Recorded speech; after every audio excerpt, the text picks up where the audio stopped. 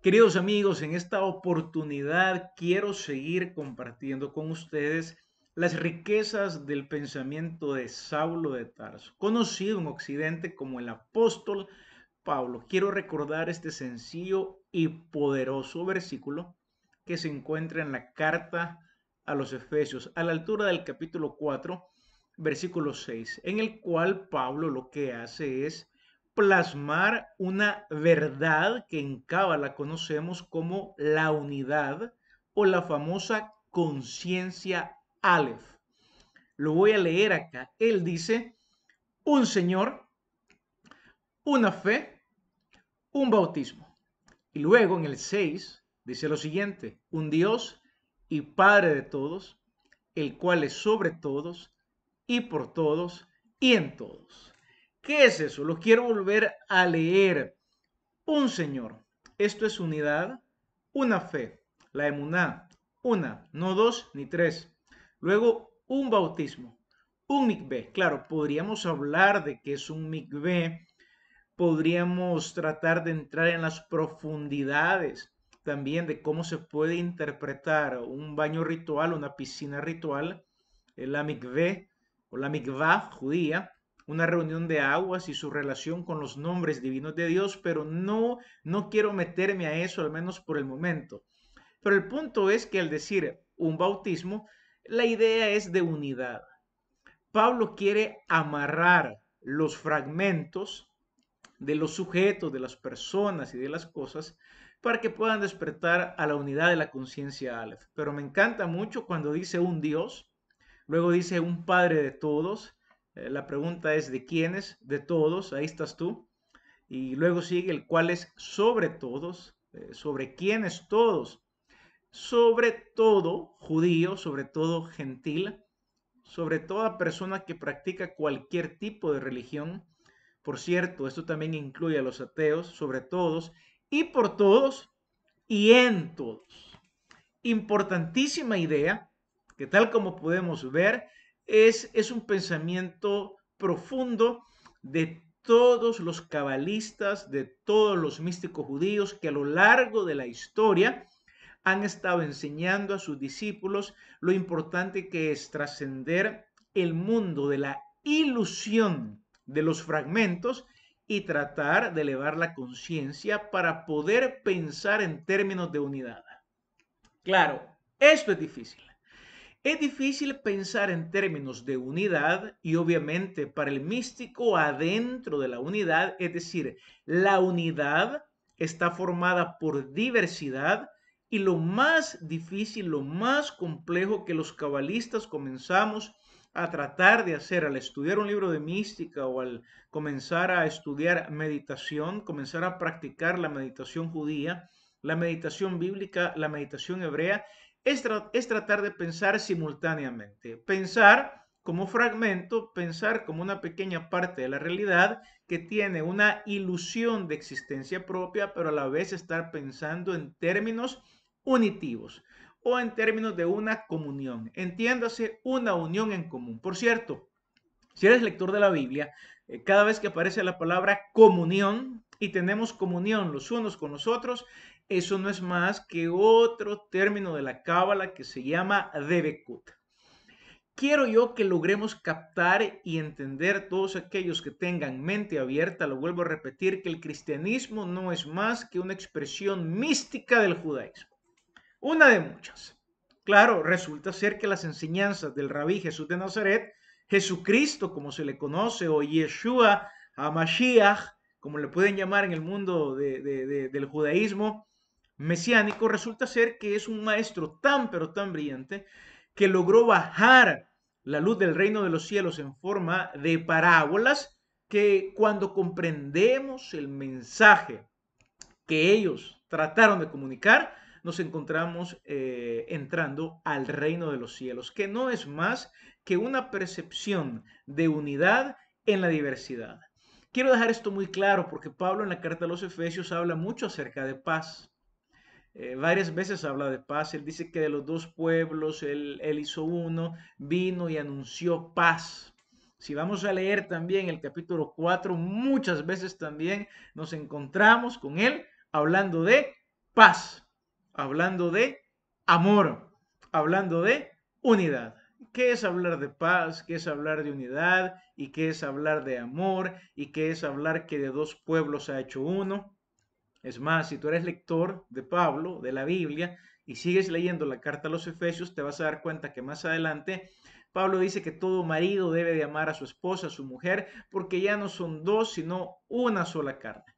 Al menos como puedes ver en la carta a los Efesios, dos veces de manera clara, de manera que cualquier persona que puede leer la carta puede darse cuenta que Pablo dos veces afirma categóricamente que la idea de dos uno, de dos pueblos uno, y la idea de esposo y esposo siendo una sola carne, y de esta idea, obviamente, que es una sombra, él dice, es una sombra de Cristo y la iglesia, lo que en hebreo sería del Mashiach y la Kehila. El punto es por eso cuesta mucho entender la carta a los Efesios. La carta a los Efesios es una carta cosmogónica. Es una carta que si tú eres también un ávido lector, te darás cuenta que al principio, en el capítulo 1, Pablo habla de la predestinación. Tema que desde ya les digo, en las próximas emisiones de este canal vamos a abordar el tema de la predestinación. Solo puedo adelantar diciendo que una de las cosas también difíciles de la predestinación es que tenemos que pensar no en términos de esto o aquello, de dos cosas, sino que de alguna manera tenemos que entender que la predestinación puede ser vista desde el infinito o puede ser vista desde una perspectiva humana. Tú dirás, pero ¿cuál es la mejor? La idea en Cábala siempre es unir los opuestos.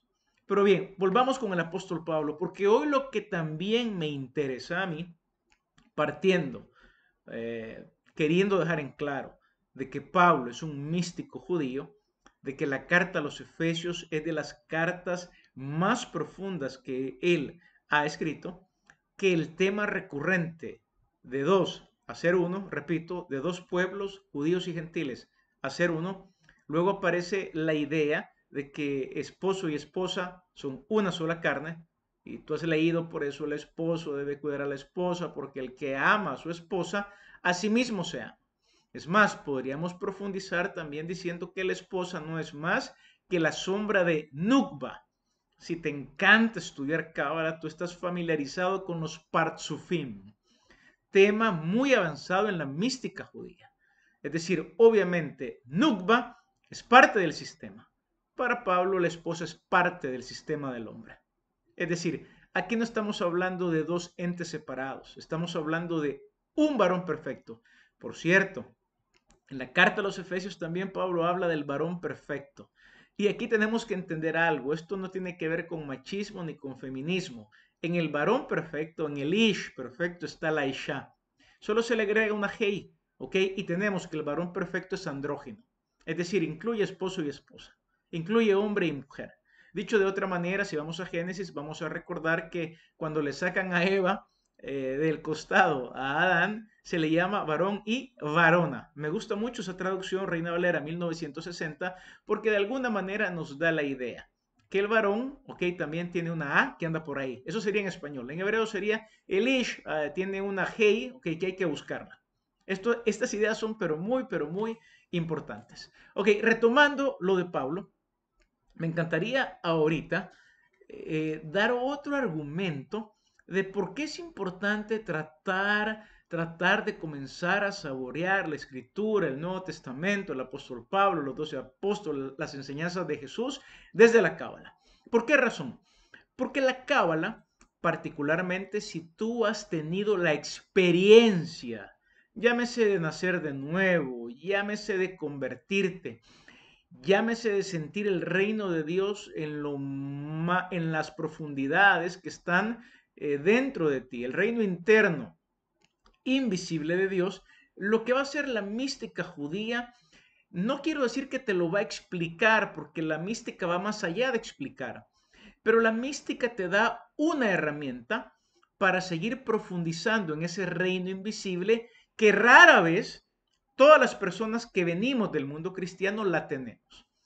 La cábala, a mi modo de ver, al proporcionarnos el mapa del árbol de la vida, el mapa del alma humana, el mapa de tu alma, el mapa de los universos, el mapa del reino de los cielos, si le quieres llamar así, que son los universos superiores de la mística hebrea, nos hace un gran favor, que como seres humanos nos encanta ubicarnos, nos encanta tratar de definir, tratar de entender, tratar de explicar lo que está pasando dentro de nosotros. Repito, particularmente si tú has sido una persona que ha tenido una experiencia mística con la luz, llámese conversión, llámese nacer de nuevo, llámese vi la luz de un nuevo día, como tú le quieras decir. Pues bien, por eso Pablo, cuando habla del Evangelio, vas a ver algo muy interesante.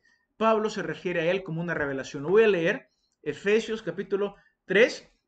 Quiero leer esto y lo voy a leer muy despacio. Él dice, Pablo, si es que habéis oído de la administración de la gracia de Dios que me fue dada para con vosotros, que por revelación me fue declarado el misterio, como antes lo he escrito brevemente. Primera vez que aparece la palabra misterio. Siguiente versículo. Leyendo lo cual podéis entender cuál sea mi conocimiento en el misterio del Mesías, misterio de Cristo. Segunda vez, segundo versículo, y aparece otra vez la palabra misterio. Luego en el 3.5 dice misterio, que en otras generaciones no se dio a conocer a los hijos de los hombres, como ahora es revelado a sus santos apóstoles y profetas por el Espíritu. Muy bien, tres cosas quiero decir. La primera es, en tres versículos consecutivos, Pablo está diciendo que a él le llegó una revelación de un misterio. Recuerdo que hace como 12 años aproximadamente, hablando con uno de los primeros rabinos con el cual entablé una entrañable amistad, un rabino que también me enseñó muchísimas cosas, yo recuerdo que cuando comenzábamos a estudiar la escritura desde la perspectiva hebrea, aprender Torah, aprender qué es una parashat, qué son las parashot, el ciclo anual de lecturas, las fiestas bíblicas, un Rosh Hodesh, etcétera, yo recuerdo que le hice el siguiente comentario. Yo creo que uno de los problemas fundamentales acá es que en el mundo protestante, cuando vemos estas epístolas, pasamos por alto que Pablo está diciendo lo que yo les estoy enseñando, ya sea en Gálatas, ya sea en Filipenses, ya sea en Romanos, ya sea en Tesalonicenses, lo que yo les estoy enseñando, Pablo reiteradamente dice, es un misterio. ¿Sí? Es un misterio. La palabra griega tiene que ver con que es algo esotérico. Claro, los fundamentalistas acá no quisieran escuchar que si vas al griego, literalmente vas a ver que la palabra misterio es algo esotérico. Lo que pasa es que lo esotérico a las personas les han metido miedo de lo que es lo esotérico. Simplemente lo esotérico es aquello que está dentro de ti. Lo exotérico afuera, lo esotérico adentro. Pablo está diciendo lo que yo conozco, no lo he recibido de alguien que me lo ha dado externamente. Tú vas a recordar la experiencia sobrenatural que él tiene camino a Damasco. Él está diciendo lo que a mí me vino, el mensaje que me vino, en primer lugar es un misterio. Yo creo que acá podríamos y debo hacer un alto. Y debemos tratar de entender cómo opera la revelación de un misterio en el mundo hebreo. Y no solamente en el mundo hebreo, en el mundo místico hebreo. Entiéndase, Cábala. Si yo no sé cómo opera un misterio, cómo se recibe un misterio, viene una pregunta. Entonces, ¿cómo es que voy a estar capacitado para entender lo que Pablo dice? Porque Pablo comunica misterios. Tú, como eres el lector de la Biblia, te vas a dar cuenta que en 1 Corintios él dice, nosotros hablamos misterios y lo hacemos revelando la sabiduría oculta, otro tema de Cábala, la Jogma Nisteret. Pero este misterio lo hablamos entre gente espiritual, no carnal. 1 Corintios capítulo 1, 2 y 3. Su argumento es, acomodo lo espiritual a lo espiritual. Porque el creyente carnal, que no es más la persona que tiene un bajo nivel de conciencia, lo que en mística le llamamos conciencia nefesh, no puede captar los misterios de Dios, porque se han de discernir espiritualmente. Pues bien, misterio es algo fundamental en mística. De hecho, misterio hace alusión al nivel más profundo en el cual se encuentra el significado de la escritura.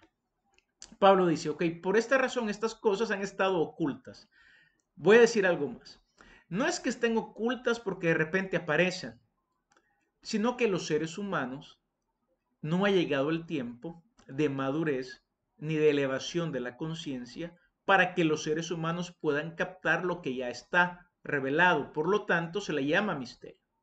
Pablo va a argumentar también en la carta a los Efesios que hoy él revela porque ha llegado la dispensación del cumplimiento de los tiempos. ¿Qué palabra esa? Particularmente a todos aquellos que venimos de seminarios protestantes, yo soy uno de ellos, ¿ok? Por cierto, te doy un consejo.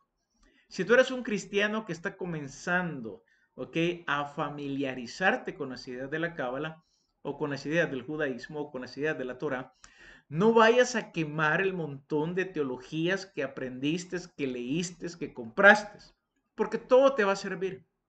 ¿Ok? Y digo eso porque obviamente de esta palabra dispensación del cumplimiento de los tiempos nace una teología que se llama dispensacionalismo. Ahora, Pablo no tiene en mente el dispensacionalismo porque, porque él no es un pastor, no es un sacerdote, el tipo no es un teólogo cristiano, el tipo es un judío. Pablo es un tremendo rabino, es un gran cabalista, es un gran místico. Por lo tanto, la dispensación del cumplimiento de los tiempos simplemente significa que ha llegado un momento en que la humanidad está elevando su conciencia, que van a tener la capacidad necesaria para poder recibir el misterio del Evangelio. Fíjate bien, el Evangelio Pablo lo pone como un misterio. Y aquí hay varias cosas. Quiero decir otra cosa acerca del misterio. Hay una tendencia que el ser humano queremos explorar a fondo el misterio. Pero el misterio per se, y cito las palabras de un gran investigador de temas de Cábala, Gerson Scholem, citando también a otro gran erudito, Scholem va a decir lo siguiente: aquí hay un problema fundamental, y el problema es que muchas veces caemos en la tentación de querer aclarar las cosas suprimiendo el misterio. Lo voy a poner de manera más llana. El misterio es una manera profunda de comunicación. No tienes por qué intentar explicarlo todo. Es un misterio. Punto. Es una revelación. ¿Quiere decir esto que no debo de esforzarme con mi mente racional, la llamada biná, para profundizar lo más que pueda en el misterio? No estoy diciendo eso. Profundiza lo más que quieras, pero siempre asegúrate de dejar un espacio para el misterio, porque el misterio es parte de la mística. Tiene su lugar en mística. Pablo, el rabino Saulo, 3 veces aquí ha dicho que por revelación me fue declarado el misterio como antes lo he escrito brevemente. Tú te preguntas, pero ¿de qué trata el misterio? ¿Qué fue lo que escribió brevemente? Pablo va a decir, ya les escribí, que de 2 pueblos hizo uno. El misterio es cómo la conciencia partida se unifica. El misterio es cómo la conciencia Bet, que viene desde Bereshit, doble, de luna, sol, de agua, tierra seca, de hombre, mujer, ¿cómo hacemos para unificar la conciencia? Llevarla a la unidad. Pues ese es el misterio que Pablo revela. ¿Y cómo lo revela? A través del Evangelio. Dicho de otra manera, el Evangelio es la piedra fundamental en las ideas de Pablo para poder trascender la conciencia Bet y comenzar a transitar hacia la maravillosa conciencia Aleph, lo cual no es más que sentirte ya en el reino de Dios y vivirlo por dentro. Ok, aquí viene ya lo interesante. Entonces alguien puede también decir, entonces el Evangelio es mística. El Evangelio, para comenzar, lo dije la vez pasada, en el programa pasado, el Evangelio está en Isaías. No es un invento, Paulina. Por lo tanto, sí, el Evangelio es mística. Hay una frase muy bonita que hace reflexionar mucho, particularmente a todos aquellos que conocemos lo que es una iglesia. Y quiero decir lo siguiente, esto no es una crítica, en todo caso podría ser una autocrítica, porque yo provengo de allí, ¿ok? Y sin embargo agradezco todo lo que aprendí allí. Y tengo grandes amigos también adentro de esa estructura religiosa, así como tengo grandes amigos adentro de estructuras de sinagoga. El punto es que lo más importante es comenzar a darnos cuenta de que para saborear, fíjate bien, para saborear el reino de Dios, para saborear lo que es el Evangelio, para saborear lo que es la unidad de 2 pueblos, la unidad de un hombre con una mujer, la unidad de que todos somos hermanos, ya que hay un Padre de todos, el cual está en todos, el cual está encima de todos, el cual es por todos y el cual también está dentro de todos. Lo más importante es, si yo quiero saborear a fondo esas cosas, la mística hebrea, la cábala, te da los mapas, te da las herramientas.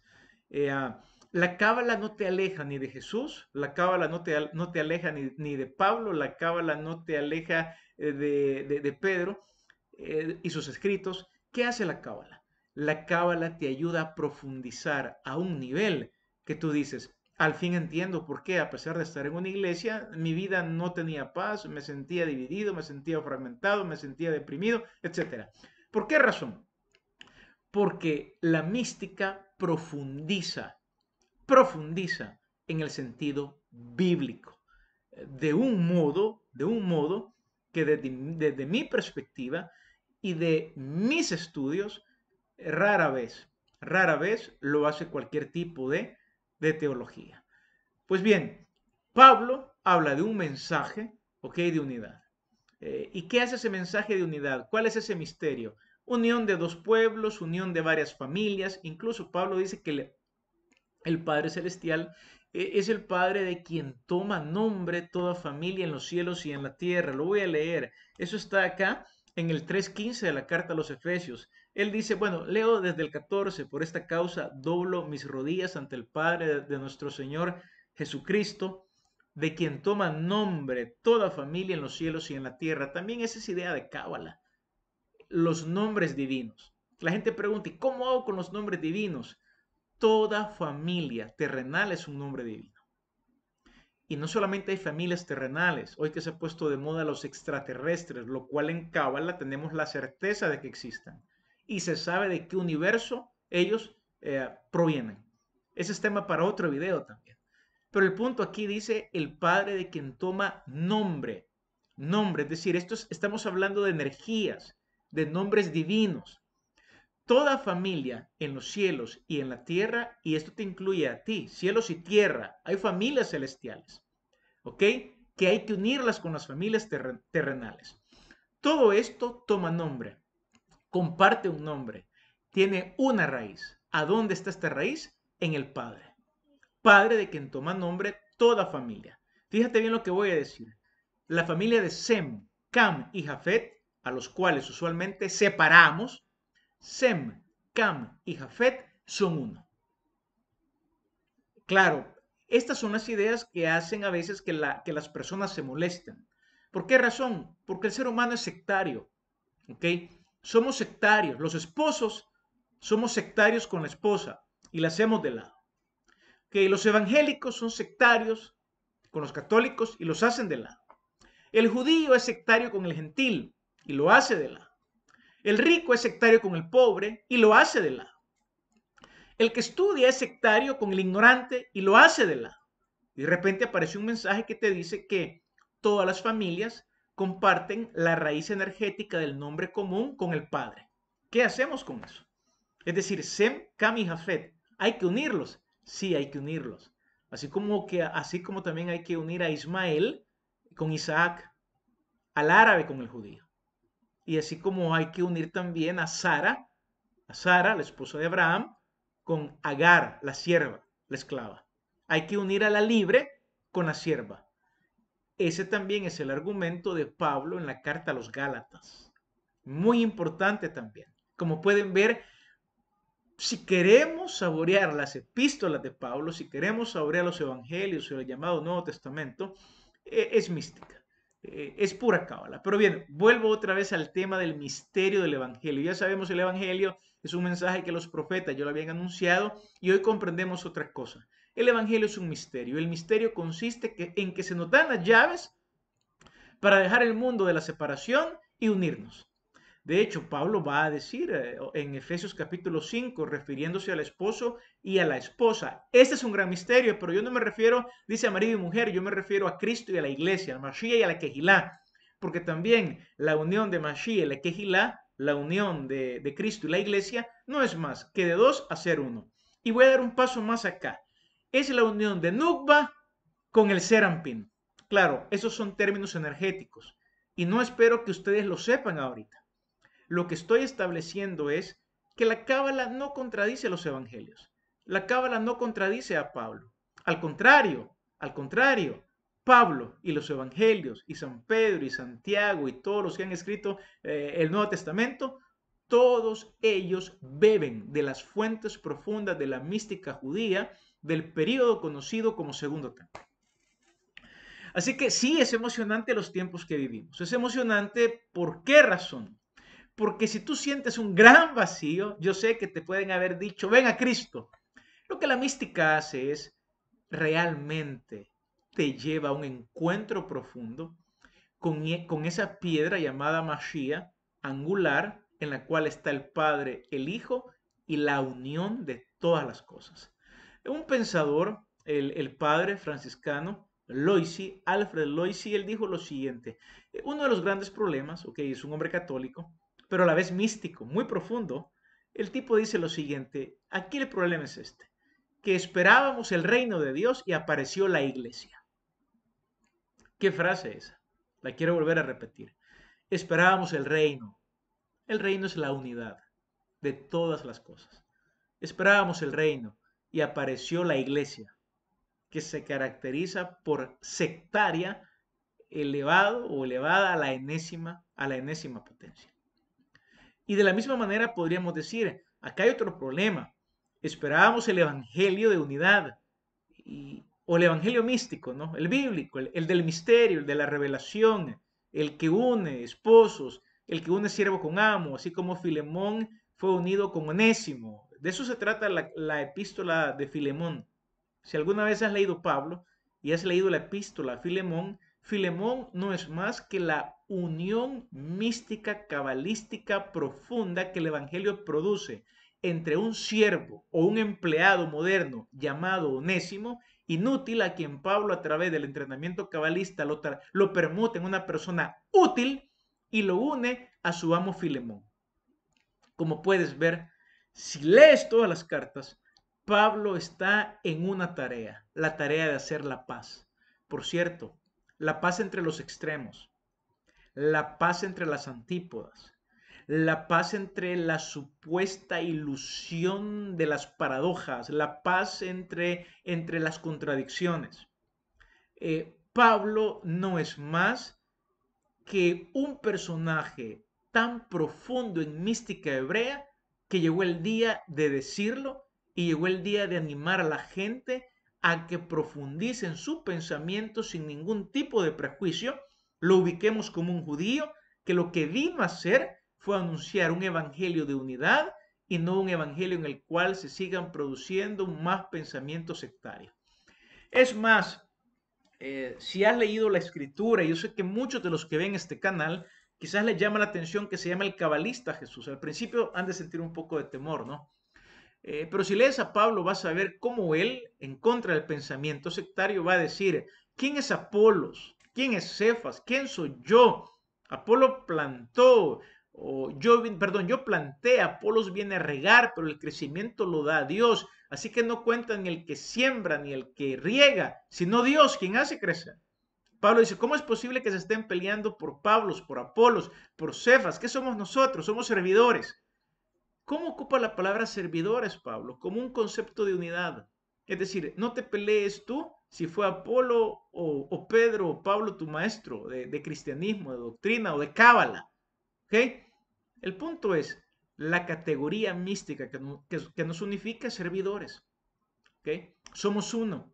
Y ustedes son el campo de cultivo de Dios. Un campo de cultivo, no 3 ni 5. Es 1 Corintios 3, 1 Corintios 2. Y Pablo dice, yo no les puedo enseñar a ustedes más acerca de la unidad, más del misterio del Evangelio. ¿Por qué razón? Porque son carnales. Entiéndase, conciencia nefesh. No están listos para entrar al paraíso. Porque el paraíso no es más que la unión de todas las cosas. Así que Pablo es de una claridad, yo diría que casi absoluta. Y su evangelio es un misterio, que lo recibió por revelación. Si eres estudiante ya de Cábala, sabes que la revelación se encuentra en la dimensión de Hogma. No viene por entendimiento, no viene por razonamiento, no viene por lógica, no viene por filosofía, no viene por un sistema humano. es un mensaje que vibra en la frecuencia eterna de Dios. Pablo dice, eso es lo que yo he recibido. Y quiero seguir leyendo acá algo que me parece sumamente interesante. En el 4 vuelve a decir, ustedes pueden leer y pueden entender cuál sea mi conocimiento en el misterio de Cristo. Fíjense bien, ¿qué es conocimiento? Mi conocimiento. Conocimiento es da'at, la conciencia. Dicho de otra manera, lo que Pablo quiere es que adquiramos conciencia. Da'at, conocimiento del misterio. Da'at, ¿okay? En el Sod de Cristo. Conciencia en lo esotérico de Cristo. Literalmente eso es lo que el texto dice. Claro, años y años de prejuicios, años y años y años de antisemitismo nos han hecho dibujar una caricatura de Pablo, ¿ok? Muy tergiversada, así como se tergiversó el pensamiento de Jesús de Nazaret, de Yeshua.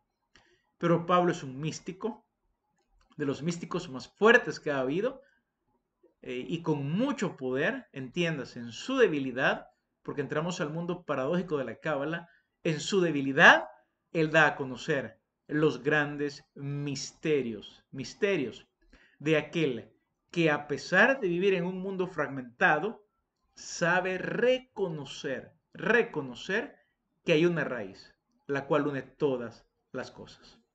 Bueno, queridos amigos, suficiente por hoy.